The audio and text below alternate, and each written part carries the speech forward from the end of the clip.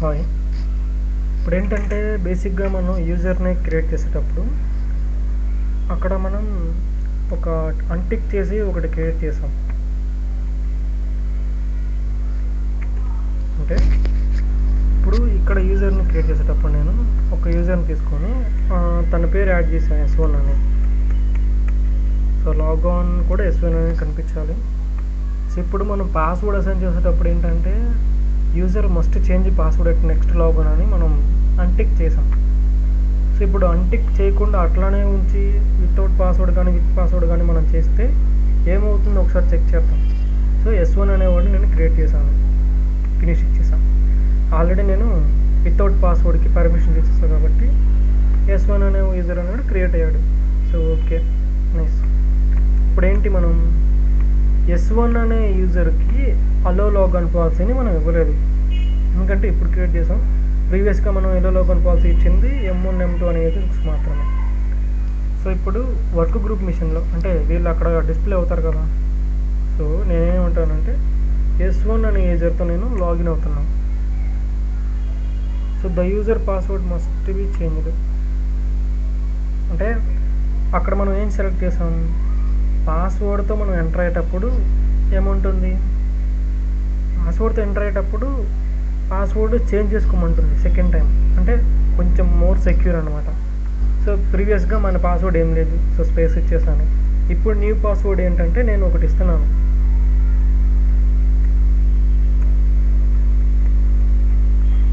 ఒక పాస్వర్డ్ ఇచ్చి ఎంటర్ కొట్టాను. So changing password, your password has been changed. So okay, change అయిపోయింది.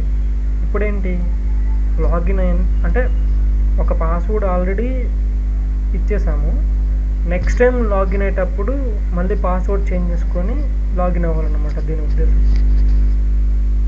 Okay, ఆ టిక్ మార్క్ యొక్క మీనింగ్ ఏంటంటే సెకండ్ టైం అంటే లాగిన్ అయ్యేటప్పుడు పాస్వర్డ్ మార్చుకొని లాగిన్ అవ్వాలి.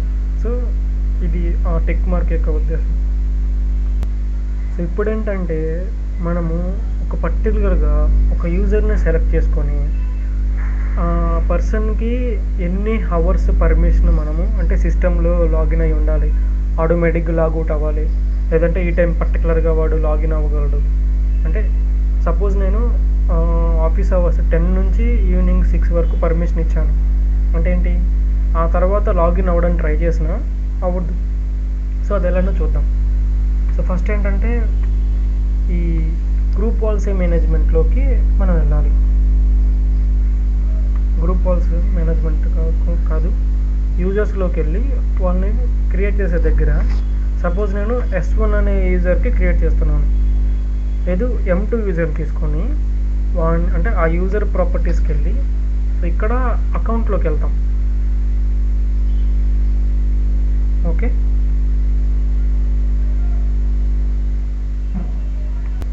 అకౌంట్లోకి వచ్చాక మనం ఏం చేయాలంటే లాగాన్ టు అని ఇక్కడ ఉంది కదా, లాగాన్ అవర్స్ లాగాన్ టు అని.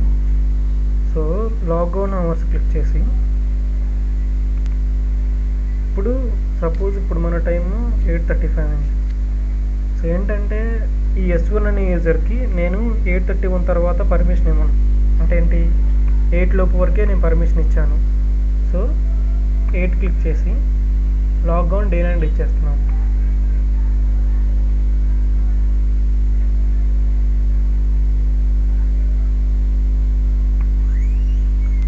సో 8 తర్వాత లాగాన్ డే ఇచ్చేసి ఓకే కొట్టాను, అంటే అప్లై చేశాను. So okay. సో ఇప్పుడు ఏంటంటే అదే యూజర్ని రైట్ క్లిక్ తీసుకుని ప్రాపర్టీస్కి వెళ్ళి అకౌంట్లో లాగాన్ టు అని క్లిక్ చేసి ఇక్కడ ఫాలోయింగ్ కంప్యూటర్ అంటే ఏ కంప్యూటర్కి ఇతను మనం లాగ్ ఆఫ్ చేస్తున్నాం అంటే లాగిన్ అవ్వకుండా మనం దీన్ని రిమూవ్ చేయాలి అనుకుంటున్నాం. అంటే మనది ఆల్రెడీ ఏంటి సిస్టమ్ 1 కదా, ఈ వర్క్ గ్రూప్ మిషన్ అదే డొమైన్ కంట్రోలర్ అనేది. సో దానికి నేను మన సిస్టమ్ 1 అని ఇచ్చాను. అంటే ఏంటి, మన సిస్టమ్ నేమ్ ఏంటి, నార్మల్గా చెక్ చేద్దాం.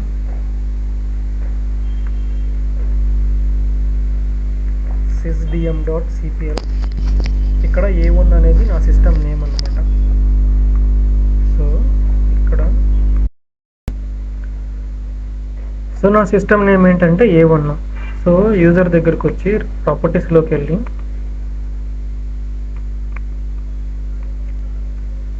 ప్రాపర్టీస్లో మనము అకౌంట్ క్లిక్ చేసి అకౌంట్లో లాగ్ టు క్లిక్ చేసి ఒక ఫాలోయింగ్ కంప్యూటర్కి వీడు లాగిన్ అవ్వకూడదు అని మనం ఇస్తున్నాం. సో కంప్యూటర్ నేమ్ ఏంటి A1. సో యాడ్ చేసేసాను A1కి, ఓకే చేశాను. అంటే ఆ కంప్యూటర్ నేమ్కి అతను అనేది లాగిన్ అవ్వకూడదు అనమాట. లాగిన్ అవర్స్ ఇచ్చేసాం, దీనికి లాగిన్ సిస్టమ్ 1కి ఇచ్చేసాం. ఓకే, ఇప్పుడు సిస్టమ్ 2 కూడా ఇచ్చేద్దాం.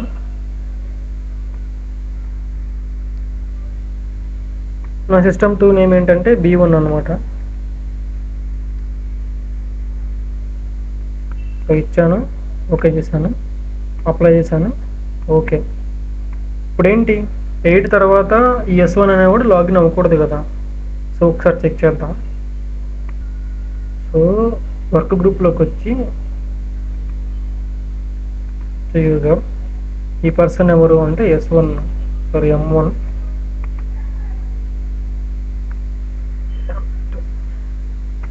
పాస్వర్డ్,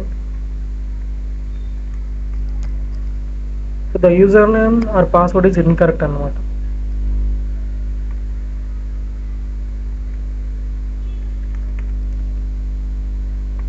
ఇక్కడ వర్కౌట్ అవ్వట్లేదు. DC కంట్రోలర్లో స్విచ్ యూజర్, ఈ M1 అనే పర్సన్కి కదా మనము M2 పర్సన్కి తీసుకున్నాం. సో M2 వాడి password is not match. Sorry, password అనేది మనం ఏం పెట్టలేదు. సో పాస్వర్డ్తో లాగిన్ అవుతుంది.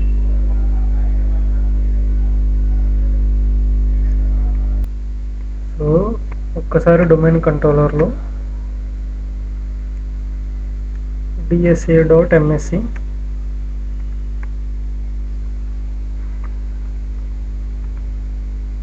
మనం అడ్మినిస్ట్రేటర్ దగ్గరే పర్మిషన్స్ ఇవ్వగలం, అంటే మాడిఫై చేయగలం.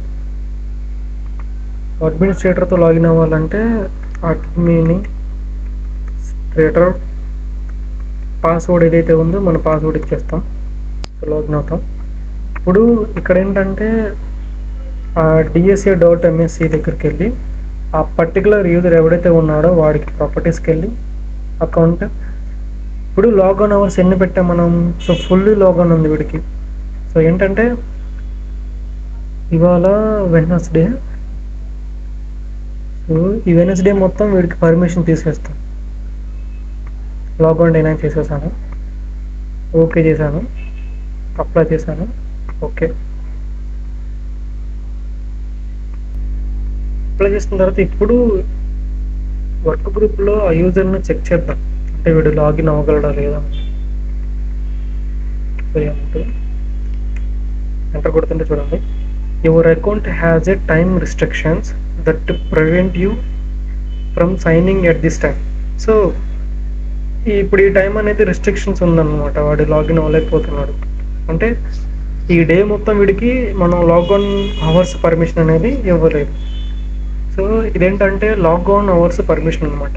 సపోజ్ మనకి శనివారం ఆదివారం IT ఫీల్డ్లో అంటే వీక్ ఆఫ్ అనమాట. సో టైంలో మనం లాగిన్ అవ్వని ట్రై చేసినా లాగిన్ అవ్వదు అనమాట. ఇది ఒక అడ్వాంటేజ్ అండి.